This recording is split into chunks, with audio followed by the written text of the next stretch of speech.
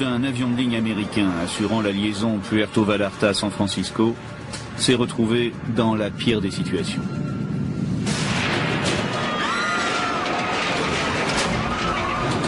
Essayer de piloter un avion devenu incontrôlable.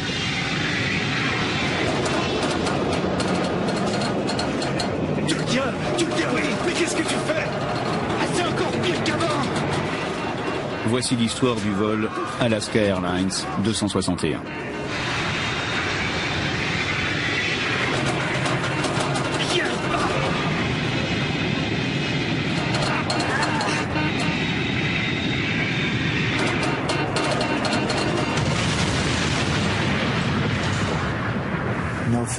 Personne n'a envie de perdre un être cher, un fils ou une fille. Personne n'imagine qu'un jour une telle tragédie puisse arriver dans sa famille. Quand de tels accidents surviennent, on se dit Dieu merci, ça ne nous est pas arrivé. On pense que les statistiques jouent pour nous.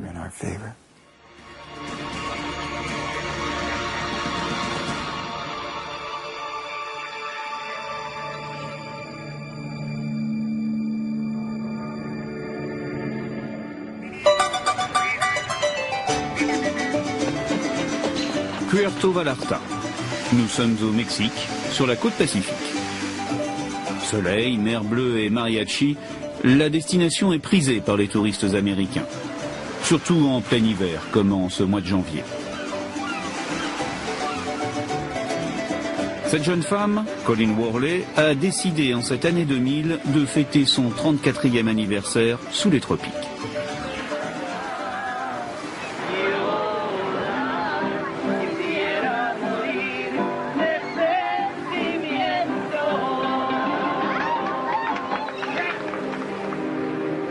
La tête pleine de souvenirs, le 31 janvier, Colleen et son fiancé Monty prennent le chemin du retour. Au total, 83 passagers embarquent sur le vol Alaska Airlines 261 qui doit les ramener à San Francisco. Habitués à voyager, les 3h30 de trajet n'ont pour eux rien d'exceptionnel.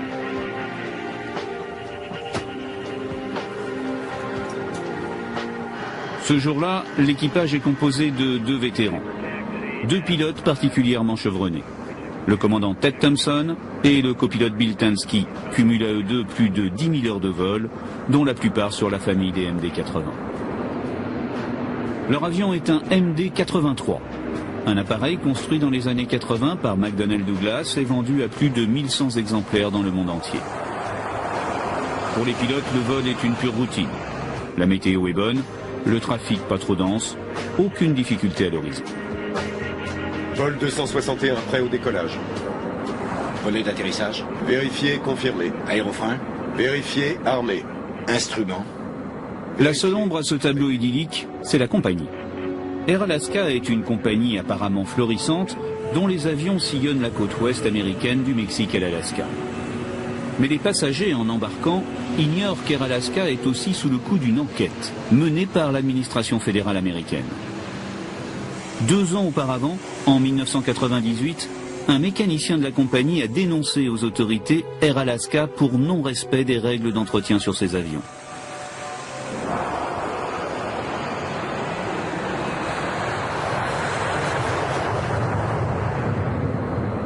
Le 31 janvier 2000, l'enquête est toujours en cours lorsque le vol 261 décolle pour San Francisco.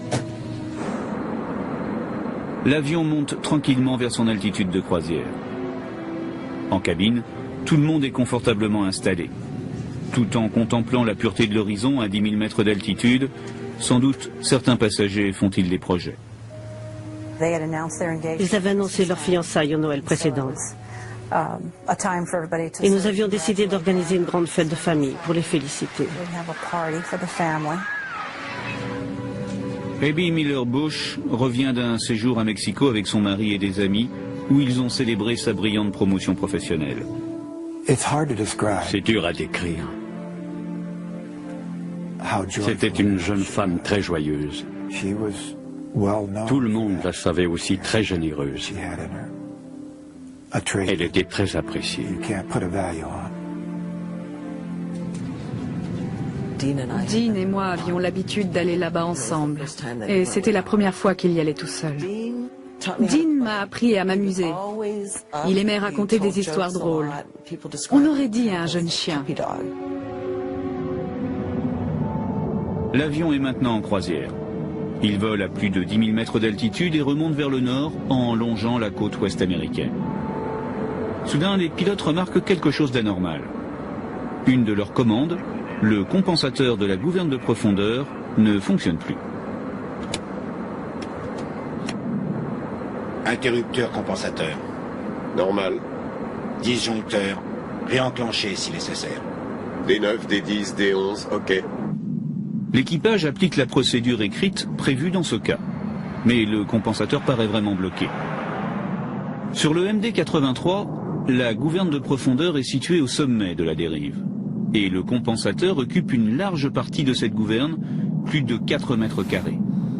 C'est lui qui permet à l'équipage de faire monter ou descendre l'avion sans effort physique. Pour l'instant, la panne paraît mineure. L'équipage croit d'abord à une défaillance des moteurs électriques qui actionnent la gouverne. Ils ont été confrontés à un problème qui les a pris en traître. Ce problème n'était pas censé être grave. S'ils avaient vraiment pressenti un danger, les pilotes auraient fait demi-tour et seraient revenus se poser sur l'aéroport mexicain d'où ils avaient décollé. Mais ils ont considéré ce problème comme mineur et, fort logiquement, ont essayé de le résoudre en vol. Depuis maintenant plusieurs minutes, les pilotes essaient de débloquer le compensateur. Régulièrement, ils appuient sur le bouton de la télécommande installé sur le manche. Mais rien ne se passe. Un des systèmes marche. Ils essaient aussi de l'activer manuellement. Non. Aucun système opérationnel, compensateur bloqué, ne pas utiliser le pilotage automatique. Vérifié. La situation n'est pas gravissime. Elle est juste inconfortable. Le compensateur s'est bloqué dans une position de léger piqué et l'avion a tendance à descendre. Non, aucun système. Pour maintenir leur niveau de vol, les pilotes doivent lutter contre des vents qui viennent frapper la gouverne arrière à plus de 800 km/h. Pour cela, ils doivent tirer assez fort sur le manche afin de redresser le nez de l'avion. Comme prévu, dans une telle situation, le commandant décide d'appeler le service de maintenance d'Alaska pour tenter d'obtenir de l'aide. Maintenance, on voudrait savoir si une défaillance de ce type a été signalée récemment sur cet appareil et s'il y a un interrupteur quelconque qui puisse remettre les moteurs en marche. Bien reçu, 261. J'ai vérifié, rien n'a été signalé ces 30 derniers jours. Oui, nous n'avons rien vu sur le carnet de vol. Avance un peu ton siège pour que je vérifie la position du levier. À part ça, je ne crois pas qu'il y ait quelque chose que nous n'ayons pas vérifié, je comprends pas. Je vais vous donner un exemple que tout le monde peut comprendre. Quand vous voulez démarrer votre voiture, vous enfoncez la clé dans la serrure. Mais si rien ne se passe, vous allez probablement tourner la clé dans tous les sens, puis la retirer pour réessayer. Je pense que l'équipage a fait exactement la même chose. Les pilotes devaient se dire, peut-être qu'à force d'essayer, ça va finir par marcher. Le commandant ne veut prendre aucun risque et décide de se dérouter vers Los Angeles, qui est à proximité. Ce qui n'enthousiasme guère le centre de coordination d'Alaska Airlines. Seattle, opération Alaska 261. Si vous voulez vous poser à Los Angeles pour des raisons de sécurité, nous vous autorisons à atterrir. Mais je dois vous prévenir que vous ne pourrez pas atterrir avant 1 heure, voire 1h30, parce que l'aéroport est saturé. Écoutez, vous me mettez dans une situation délicate. Je ne veux pas entendre parler de trafic saturé. Je veux juste savoir où je peux me poser. Nous voulons juste opter pour la solution la plus sûre, donc si vous devez atterrir, je veux juste vous donner toutes les infos. On aurait peut-être besoin d'un instructeur pour lui parler de notre problème, ou d'un instructeur sur simulateur. Alaska 261 site de l'opération. Pourrions-nous être mis en contact avec des instructeurs au sol? L'idée est bonne. Ces deux pilotes aguerris n'ont jamais vu ce type d'incident et leur premier réflexe est d'essayer modestement de s'informer auprès des spécialistes. Malheureusement, aucun instructeur n'est disponible et dans le poste, la tension monte. Ça me rend fou, ça. C'est pas que je veuille insister, mais je trouve ça incroyable. Qu'ils pensent qu'on va atterrir sans problème et pouvoir réparer, ils ne pensent qu'à l'intensité du trafic. C'est vrai, je suis désolé, mais... Ils essaient. Je sais pas. Oui, sans doute. L'aéroport de Los Angeles se rapproche et les pilotes doivent maintenant songer à la descente. Avec une inconnue majeure. Comment l'avion va-t-il réagir? Risque-t-il de perdre le contrôle de l'appareil? La maintenance au sol demeure silencieuse. À ce stade, l'équipage est inquiet, mais n'a pas conscience d'être dans une situation critique. Les deux hommes maintiennent leur altitude de 32 000 pieds à la force de leurs muscles, tout en essayant encore et toujours d'activer le compensateur désespérément bloqué. Ça devrait le décoincer. Jusqu'au moment où... Nom de Dieu!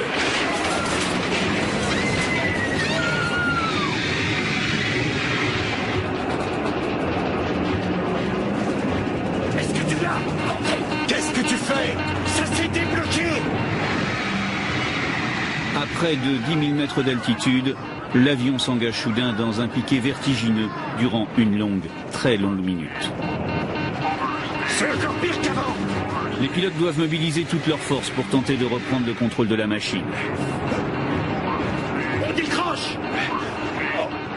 Ils essaient de tirer sur le manche pour redresser l'avion, mais le compensateur contre leurs efforts. L'avion est à la limite de sa résistance. Plus la descente se prolonge, plus la vitesse s'emballe. Pousse le manche! Pousse le manche! Enfin, lentement, l'équipage ramène l'appareil à l'horizontale. En vol à peu près stabilisé, mais maintenant à la limite de la survitesse. Sors les aérofreins! Donne-moi les pompes de pression. Ok, Aide-moi! Aide-moi! ok.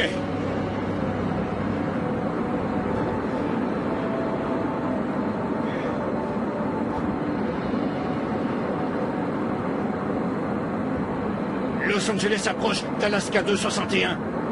Nous venons de faire un vrai plongeon. J'ai perdu le contrôle. On est parti en piqué. Répétez, Alaska 261. Oui, nous sommes à 26 000 pieds. Et on est parti en piqué. Ah, là, on a rétabli. Mais on a du mal à contrôler l'altitude de l'appareil. Bon, aide-moi. Quand on aura réussi à ralentir la vitesse, peut-être que ça ira un peu mieux. Cette fois, la situation est grave. L'équipage a du mal à maintenir l'assiette horizontale et le compensateur bloqué pousse toujours le nez de l'avion vers le sol. Nous sommes à 23 700 pieds. Demandons. C'est bon, on a repris le contrôle. Non, on l'a pas. Ok. L'épreuve devient extrêmement physique. Le MD-83 est un avion d'ancienne génération. Il ne dispose pas de commandes électriques comme les avions modernes. Ici, le manche est toujours mécaniquement relié aux gouvernes. Et les pilotes tiennent littéralement le destin de l'appareil à bout de bras.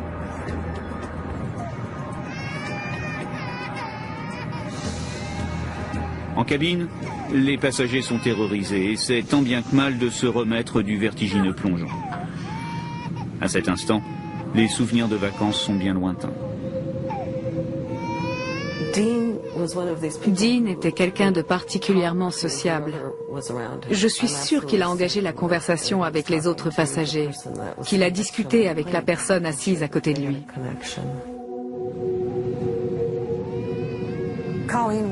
Colleen était très différente de mes autres enfants et elle adorait voyager.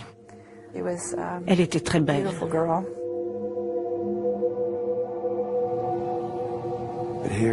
Elle avait 25 ans. Et on avait l'impression qu'elle possédait sa fusée personnelle pour voyager partout.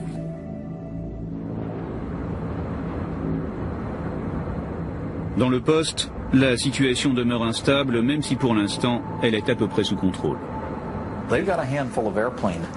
Les pilotes sont arrivés à stabiliser l'avion et ils ont pris la décision d'atterrir d'urgence à l'aéroport de Los Angeles. Mais pour cela, ils devaient ralentir l'appareil et procéder à quelques essais. On va rentrer les aérofreins. Non, laisse-les. J'ai l'impression que ça nous aide. Nom de Dieu, il cherche vraiment à piquer du nez. On dirait. Ne touche pas à ça. D'accord. Il faut maintenant préparer l'avion à l'atterrissage. Pour cela, il faut ralentir, descendre et s'aligner sur la piste. Mais avant d'entamer l'approche, le commandant veut être certain de totalement maîtriser la machine. Alaska 261, où en êtes-vous? Alaska 261, nous sommes à 24 000 pieds. L'appareil est à peu près stable. Nous allons ralentir et on va procéder à quelques tests. Pouvez-vous me donner une altitude dégagée entre les niveaux 200 et 250? Alaska 261, vous avez un créneau d'altitude entre les niveaux 200 et 250. Le vol 261 est maintenant isolé du trafic aérien et peut, sans danger, procéder à des manœuvres d'essai. Prends les commandes. Laisse-moi essayer. Ok. Comment tu le sens? Je sais pas trop, ça me fait monter l'adrénaline. On peut dire qu'on vient de passer un mauvais moment. Ouais, c'est vrai. On s'est planté, on n'a pas intérêt à recommencer. Ouais, on est vraiment parti en piqué. Est-ce que c'est encore pire qu'avant? Ouais, on est dans une mauvaise posture. Les pilotes commencent à deviner que leur problème n'est pas seulement une panne de moteurs électriques.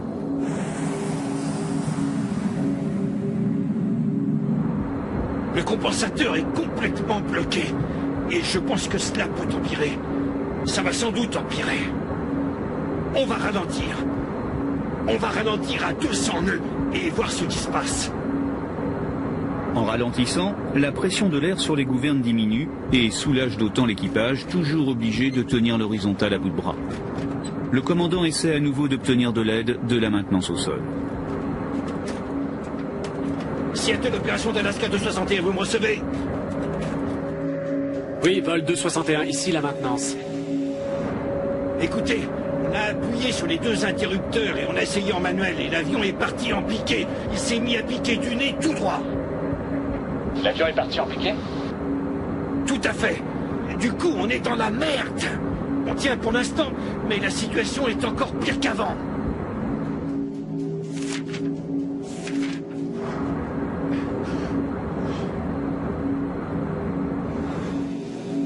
Vous avez un compensateur plein piqué et vous n'arrivez pas à le remettre en cabré, c'est ça? Oui, affirmatif. Il est bloqué en position piquée et je n'ose pas refaire un autre essai pour le débloquer. Ok, bon, c'est comme vous voulez. Si vous voulez réessayer, ça me va. Si vous préférez éviter, ça me va aussi.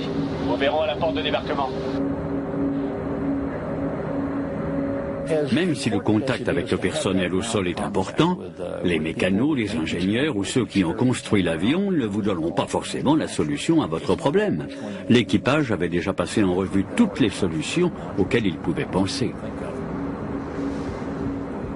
Visiblement, au sol, les techniciens de la maintenance n'ont pas réalisé la gravité du problème.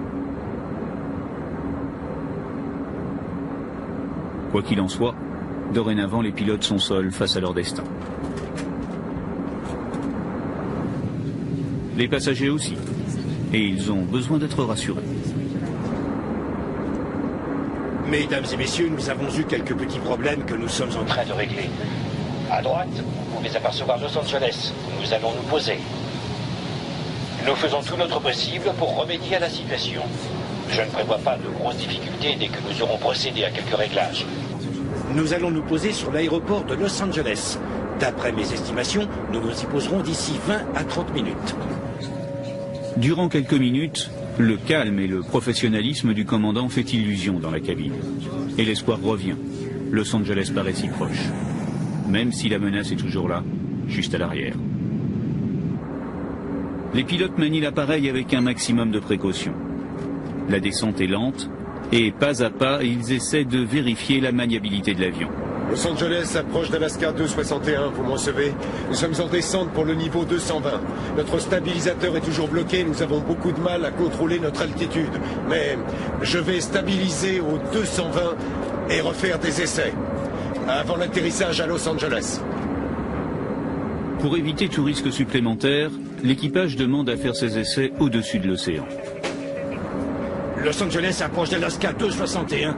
J'ai besoin de poursuivre la descente pour changer ma configuration de vol et vérifier que je peux contrôler l'avion. Et je préférais le faire au-dessus de la baie dans la mesure du possible. Si le pire venait à arriver, le commandant veut absolument éviter que l'avion ne s'écrase au sol et fasse encore plus de victimes.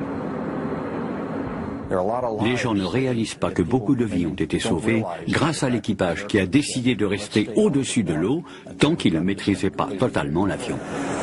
Et à nouveau, l'équipage redemande au contrôle d'isoler le vol 261 du reste du trafic pour éviter tout risque de collision. Alaska 261, volez au cap 280, descendez, maintenez-vous à 17 000 pieds. 280 et 17 000. Alaska 261, on a aussi besoin d'un créneau d'altitude. Compris, Alaska 261.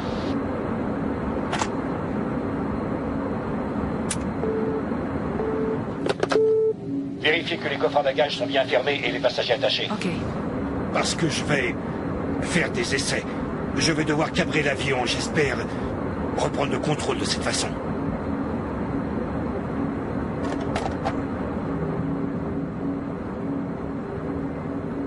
Je vais le tester en vol. Comment ça se passe? Il pique encore plus du nez. Vraiment? Oui. Et c'est les volets 15, 11. Il faut que j'arrive à 11. Ok, mais plus de puissance. Je suis à 250 nœuds. C'est très dur? Non, là c'est plutôt stable, tu vois, mais il faut redescendre à 180. La vitesse d'atterrissage est d'environ 140 nœuds. L'avion doit perdre presque la moitié de sa vitesse. Et les pilotes ont conscience que chacun de leurs gestes peut être fatal. Ok, sors les volets et les becs, s'il te plaît. Les becs aussi? Oui.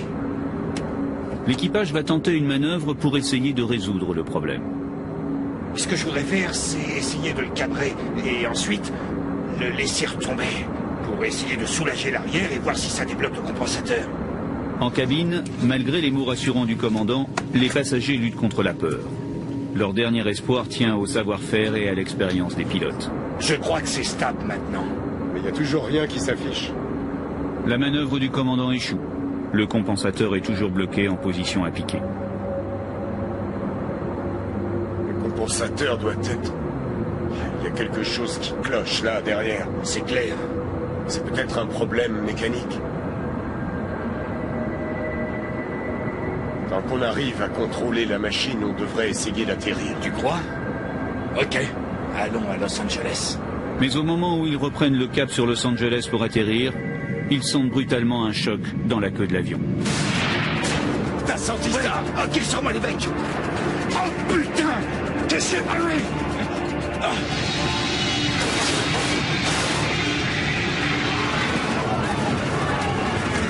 À 6000 mètres d'altitude, l'avion repart dans un piqué vertigineux. Immédiatement, pour éviter toute collision, le contrôle écarte tous les autres vols commerciaux en approche sur Los Angeles. Ce sont les pilotes de ces avions, témoins involontaires du drame, qui vont décrire la situation au contrôle.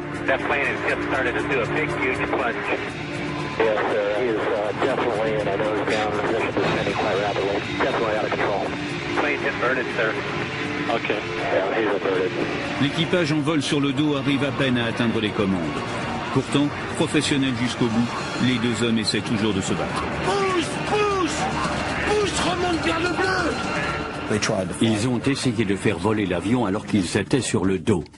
Ils ont toujours cru qu'ils arriveraient à reprendre le contrôle de l'appareil. Pousse, je pousse, mets du pied. Je touche pas les pédales. Du pied à droite, L'avion était ballotté de gauche à droite. Il se retournait, partait en vrille. On est toujours en train de voler. On vole. Dis-leur ce qu'on fait. Nous sommes sur le dos, mais on vole. L'avion était sur le dos. Les pilotes étaient littéralement suspendus à leur harnais. Les passagers n'étaient maintenus qu'au niveau de la ceinture.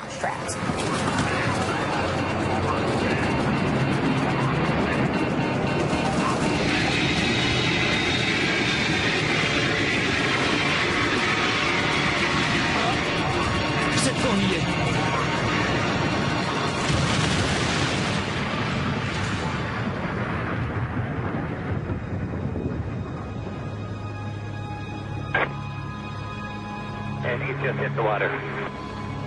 Yes, sir. He hit the water. He's down.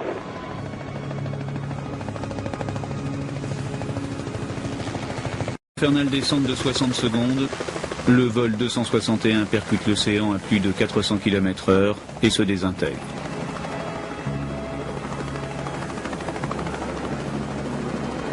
Les premiers hélicoptères de secours sont sur les lieux quelques minutes plus tard. Mais il n'y a personne à sauver.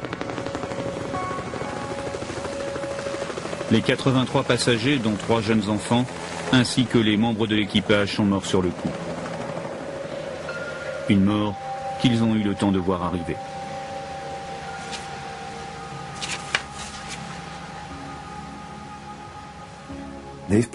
Les passagers ont souffert dans la descente. Ce n'est pas une belle façon de mourir.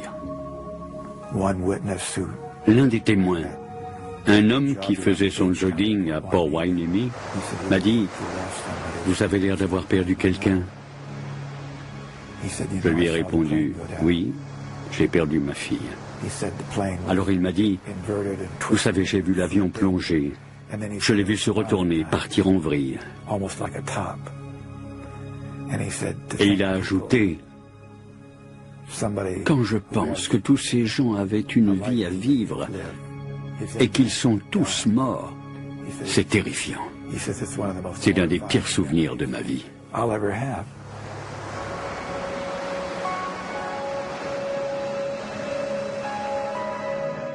Suzanne da Silva a perdu son mari, Dean.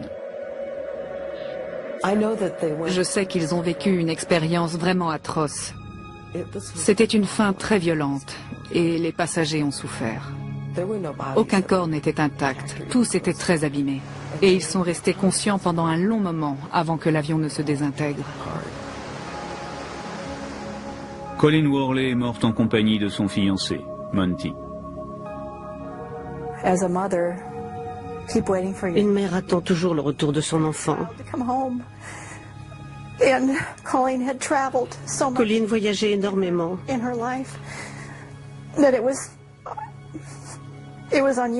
ne plus l'avoir franchi, cette porte, c'est vraiment difficile. Je n'arrête pas de penser à ce qui a pu provoquer un tel accident. Et je veux découvrir le véritable responsable.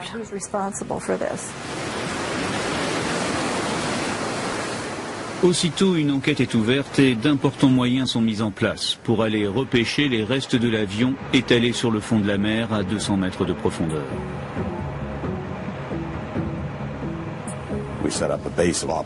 Nous avons installé une base opérationnelle et nous avons utilisé un véhicule télécommandé doté d'un sonar pour cartographier le champ de débris et connaître son étendue. L'enquête est menée par le NTSB, le Bureau national de la sécurité des transports américains, installé à Washington.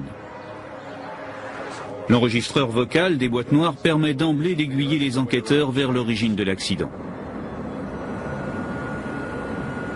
Los Angeles approche d'Alaska 261, vous m'en savez. Nous sommes en descente pour le niveau 220. Notre stabilisateur est toujours bloqué, nous avons beaucoup de mal à contrôler notre altitude. Nous nous sommes tout de suite doutés que le problème se situait dans la queue de l'appareil, là où sont les gouvernes. La défaillance et donc la cause du crash venait de là.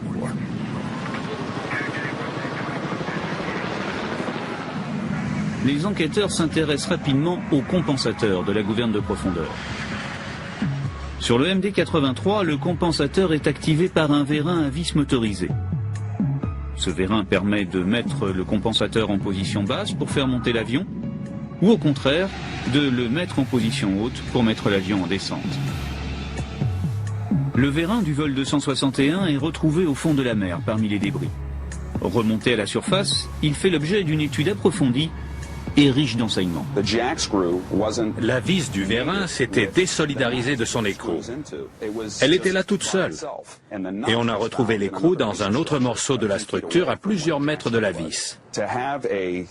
Qu'une vis puisse se séparer d'un écrou avec un filetage aussi épais, ça nous a vraiment surpris. Ensuite, nous avons aussi trouvé des copeaux de métal enroulés autour de la vis tout le long du filetage. Et là, si vous regardez, tout le pas de vis a été arraché. Et ce qu'il en reste a été trouvé autour de la vis. Un pas de vis détérioré et un écrou visiblement fragilisé, le vérin ne pouvait plus fonctionner correctement. Et les pilotes n'avaient aucun moyen de découvrir l'origine réelle de la panne.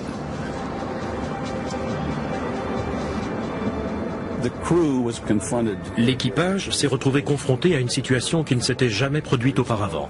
Il n'existe pas de procédure à suivre en cas de défaillance du vérin. Ils n'ont pas été formés à réagir à ce type de problème.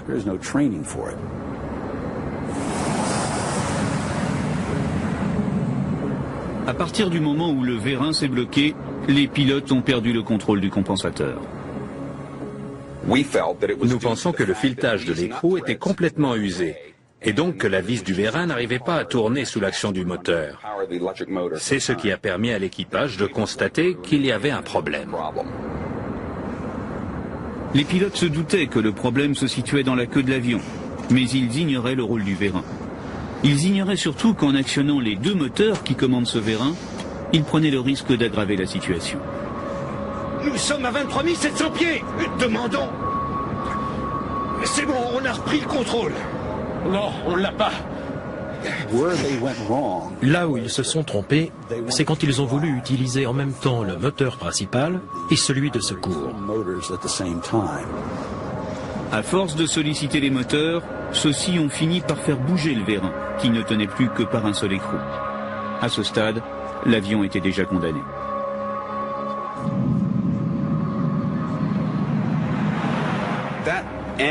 Cet écrou n'a jamais été conçu pour tenir la charge aérodynamique induite par l'avion. Sors les aérofreins. Donne-moi les pompes de pression. OK. Avec le recul, après avoir réfléchi à ce qui s'était passé, nous savons maintenant qu'aucun équipage et membre d'équipage ne devrait s'entêter à faire marcher l'interrupteur défaillant. Chaque tentative affaiblissait un peu plus le seul et unique écrou. Sous l'effet de ces charges répétées sur l'écrou, cet écrou a finalement lâché. T'as senti ça? OK, sur moi les becs. La vis du vérin est complètement sortie de l'écrou et du coup le compensateur s'est déplacé bien au-delà de ses capacités aérodynamiques. Oh putain! Qu'est-ce qu'il y a?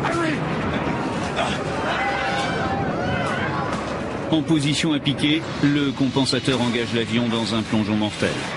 À cet instant, la machine n'est plus contrôlable.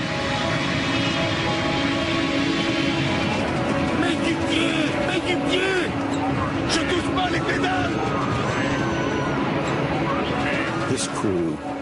L'équipage a essayé de redresser l'avion jusqu'à ce qu'il percute l'eau.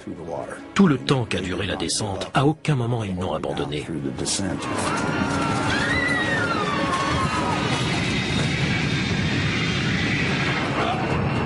Cette fois on y est.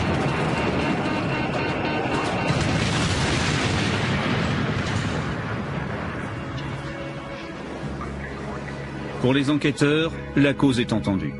L'origine technique de l'accident est la défaillance du vérin du compensateur. Mais elle pose une nouvelle question. Pourquoi cette pièce a-t-elle lâché? L'enquête va prendre une autre tournure et s'orienter vers la maintenance d'Alaska Airlines.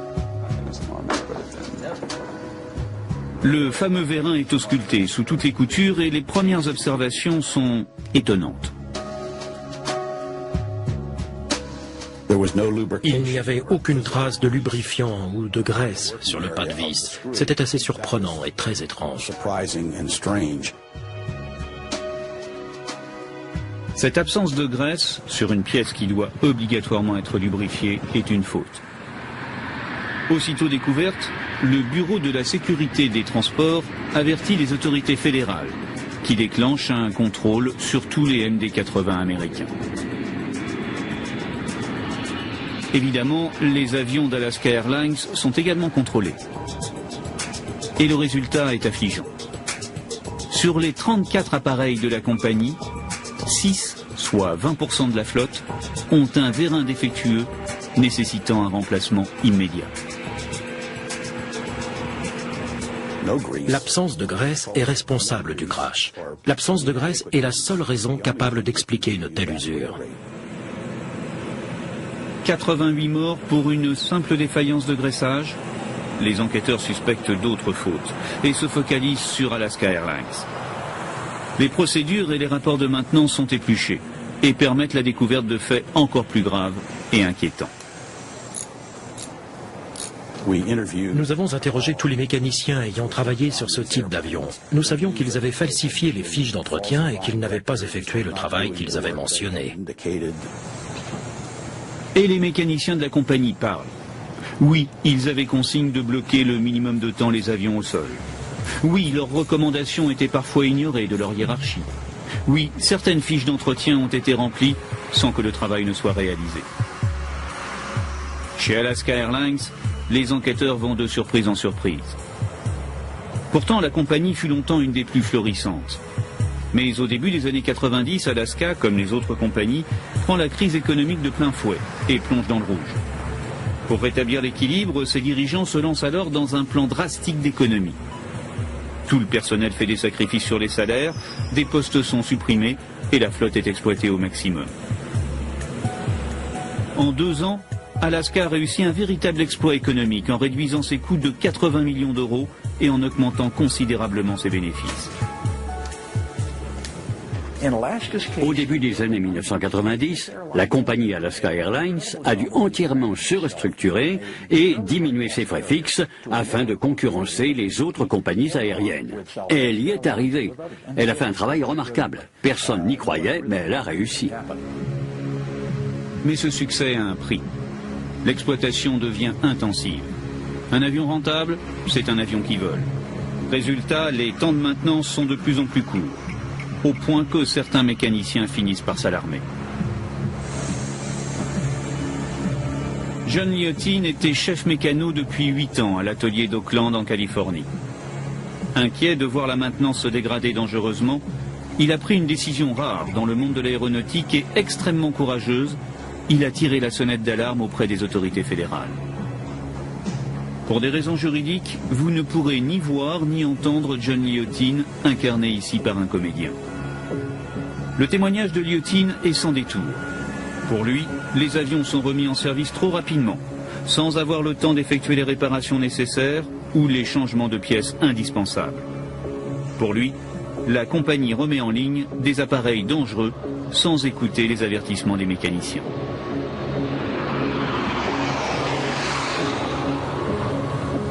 En octobre 1998, 15 mois avant le crash du vol 261, John Liotin consigne par écrit ses inquiétudes. Il constitue un véritable dossier et s'appuie sur des faits précis. Et finalement, envoie le tout à l'administration fédérale américaine. C'est ce dossier qui a entraîné l'ouverture d'une première enquête sur Alaska Airlines. Chez Alaska, certains s'inquiétaient du non-respect des procédures de maintenance. Mais ils n'étaient pas assez nombreux et peu étaient prêts à les écouter. Pour moi, John Liotin est un héros. Suite à la dénonciation de Liotin, les autorités fédérales commencent à s'intéresser de très près à Alaska Airlines. Nous sommes en décembre 1999, plus d'1 an avant le crash du vol 261.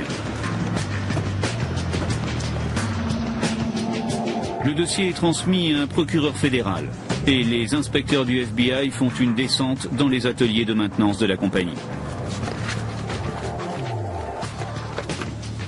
Des milliers de documents sont saisis et transmis au grand jury fédéral. Évidemment, la compagnie aérienne conteste le rapport de Liotin et défend la fiabilité de ses avions. Mais les violations de procédures relevées par les enquêteurs se comptent par centaines.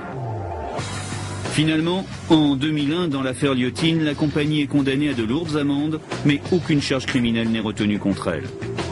Les autorités fédérales exigeront juste un respect plus strict des réglementations et la suspension de 2 responsables techniques accusés de falsification. Entre-temps, le vol 261 s'est écrasé et John Liotin a été écarté de son poste. Dès 1999, la compagnie le met en congé forcé. C'est donc chez lui que le 31 janvier 2000, John Liotin voit ses pires craintes se transformer en véritable cauchemar. Ce qu'il avait tenté d'éviter vient de se produire, au large des côtes californiennes, et de coûter la vie à personne.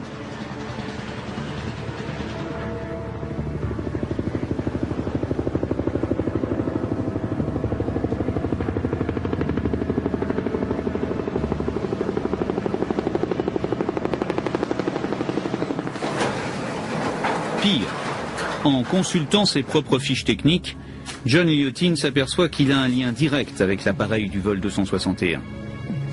2 ans auparavant, en 1998, alors qu'il était encore chef mécano, il avait travaillé lors d'une grande visite sur cette machine. Et ses notes sont sans ambiguïté. À l'époque, il avait demandé le remplacement de la pièce défaillante, le vérin du compensateur. Une demande ignorée par sa hiérarchie, estimant sans doute que la pièce pouvait encore tenir jusqu'à la grande visite suivante, 2 ans plus tard. L'avion avait été remis en ligne avec un vérin fatigué qui n'a pas attendu la visite suivante pour se bloquer et provoquer une catastrophe. Alaska Airlines a sanctionné John Liotine, l'accusant d'être un élément perturbateur. Le mécanicien, à son tour, a attaqué la compagnie en diffamation.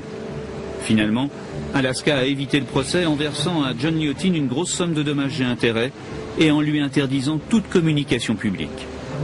Aujourd'hui, John Liotine sait qu'il ne travaillera plus jamais dans l'aéronautique. Toutes les semaines ou presque, je reçois un appel de quelqu'un qui me demande s'il doit tirer la sonnette d'alarme. Je leur dis toujours qu'ils doivent être prêts à changer de carrière parce qu'ils ne retrouveront jamais de travail dans leur secteur ou dans le service public. En général, il est impossible de dénoncer sa compagnie ou ses supérieurs tout en sauvant sa carrière.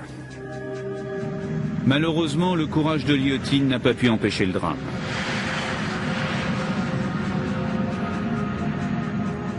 L'enquête sur l'accident, elle, se poursuit et révèle encore de nouvelles anomalies.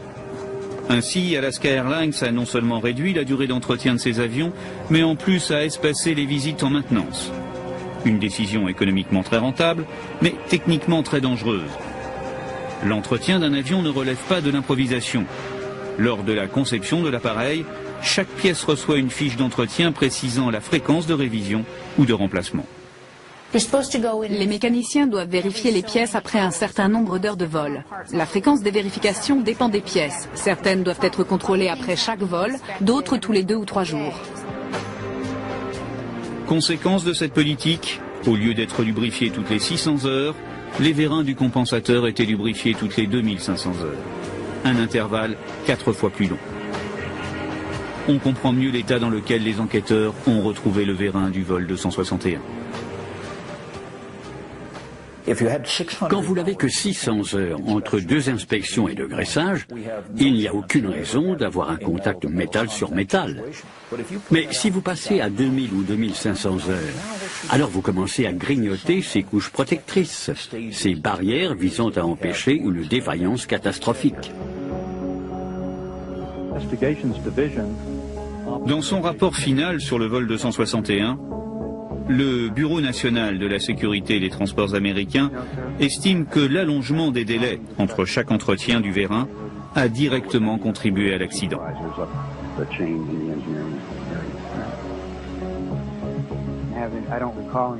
Lorsque les compagnies aériennes font des économies de bout de chandelle, la maintenance et la sécurité sont compromises. Et chez Alaska Airlines, ce qui me choque le plus, c'est qu'ils aient été autorisés à augmenter l'intervalle entre 2 inspections, alors que ces inspections sont le seul moyen de voler en sécurité. L'enquête aura aussi permis de s'interroger sur la conception même de l'avion. La famille des MD-80 est dérivée du vieux DC-9, construit par Douglas Corporation dans les années 1960. Cet appareil, vendu à plus de 2000 exemplaires dans le monde entier, avait une particularité. Une queue en forme de T. Ce n'était pas dû au hasard, mais bien un choix des ingénieurs. Dans un avion de ligne, un des éléments clés est de pouvoir embarquer des passagers et du fret tout en équilibrant l'avion. Pour y parvenir avec ce type de gouverne, le compensateur doit être entièrement mobile. Mais les appareils les plus difficiles à construire sont ceux qui ont une queue en forme de T. Car le compensateur se trouve carrément au-dessus de la gouverne de direction. Et pourtant, le compensateur est un élément essentiel de l'avion. C'est ce qui permet de l'exploiter au mieux. Une commande essentielle, et sur la famille des MD-80 ne possédant pas de sécurité absolue. Alors qu'en général sur un avion tous les systèmes sont doublés ou triplés, là, le vérin du compensateur sur cet avion est un système unique, sans solution de secours. La philosophie de conception qui a rendu les avions si sûrs est de ne jamais se trouver dans une situation où la défaillance catastrophique d'une pièce conduirait à la perte de l'appareil. Cette sécurité des sécurités, ces cascades de sécurité, vous permettent de monter à bord d'un avion avec pratiquement 100% de chances d'arriver à bon port. Sur le MD-80, les ingénieurs n'ont tout simplement pas imaginé qu'une défaillance du vérin puisse se produire. Ils ont considéré superflu un système de secours à leurs yeux parfaitement redondant, à partir du moment où le vérin était correctement entretenu.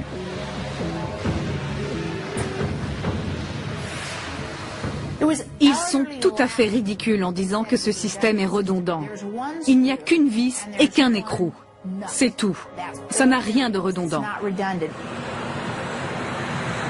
Les avions de la famille des MD-80 continuent à voler dans le monde entier. Malgré cette faiblesse structurelle, le vérin du compensateur n'a pas été modifié. Seules les consignes sur l'entretien ont été renforcées. Dans leur rapport final, les enquêteurs américains identifient 3 causes au crash du vol 261. L'absence de graissage, le non-respect des procédures de maintenance et l'allongement des intervalles entre chaque révision. Ces 3 causes, additionnées aux défauts de conception du vérin, ont provoqué un accident qui a fait 88 morts. Un accident qui aurait pu facilement être évité.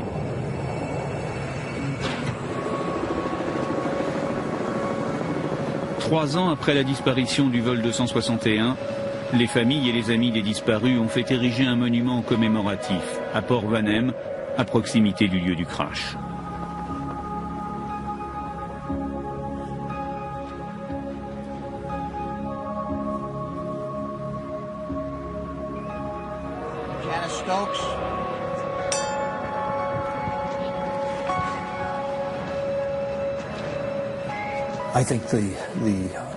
Nous ne pourrons jamais dédommager les familles qui, dans cette catastrophe, ont perdu un être cher. Mais au moins, nous pouvons promettre à ces familles en deuil et à toutes les autres familles dans le même cas que leurs proches ne sont pas morts pour rien. Nous ferons en sorte que chaque mort contribue à sauver la vie de 3, 4, 5 ou 10 passagers.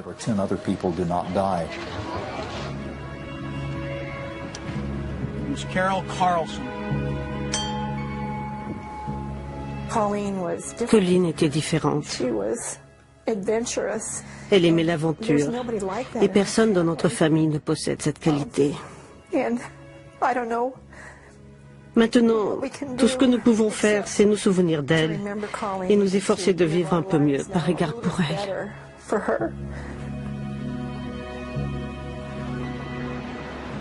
Vous savez, quand j'étais enfant, personne ne portait de ceinture de sécurité. Les voitures n'en étaient même pas équipées.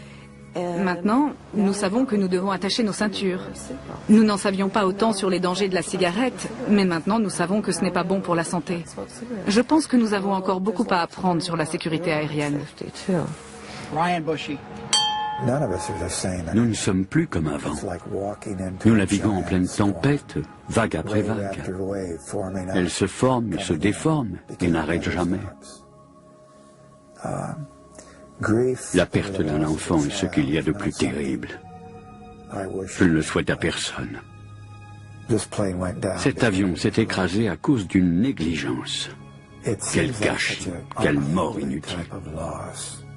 Se dire qu'ils sont morts parce qu'une compagnie aérienne voulait gagner plus d'argent.